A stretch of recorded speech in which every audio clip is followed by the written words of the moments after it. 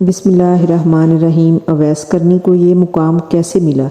ایک بزرگ گزرے ہیں، حضرت اویس کرنی تابعین میں سے تھے۔ نبی پاک صلی اللہ علیہ وسلم کا زمانہ اپنی والدہ کی خدمت کرنے والے تھے۔ ایک موقع پہ والدہ سے انہوں نے اجازت مانگی کہ میں نبی پاک صلی اللہ علیہ وسلم کا دیدار کروں۔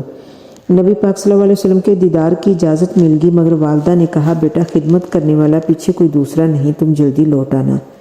مدینہ طیبہ آئے تو اللہ تعالیٰ کی شان، نبی صلی اللہ علیہ وسلم اس وقت سفر پر تشریف لے گئے تھے۔ یہ وہاں نہ ٹھہرے، واپس آ گئے۔ جب آپ واپس تشریف لائے تو آپ صلی اللہ علیہ وسلم کو بتایا گیا کہ اس طرح کا ایک بندہ آیا تھا، ملاقات کرنا چاہتا تھا، زیارت کرنا چاہتا تھا، مگر چونکہ آپ نہیں تھے، ان کی واپسی کی جلدی تھی، واپس چلا گیا۔ نبی پاک صلی اللہ علیہ وسلم اس بات کو سن کر خوش ہوئے۔ چنانچہ کتابوں میں لکھا ہے کہ نبی پاک صلی اللہ علیہ وسلم نے اپنا ایک جبہ حضرت عمر اور حضرت علی کے حوالے فرمایا اور کہا کہ اس بندے کا نام اویس ہے، کرن قبیلے کا ہے، میرے اس جبے کو لے جانا، جب وہ پہنے تو اسے کہنا کہ میری امت کی بخشش کی وہ دعا کر دے۔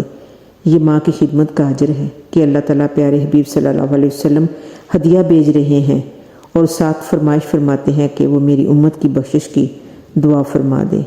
بے شک آئیں ہم بھی سب اپنے والدین کی اسی طرح خدمت کریں۔ اللہ ہمیں نیک اعمال کرنے کی توفیق عطا فرمائے۔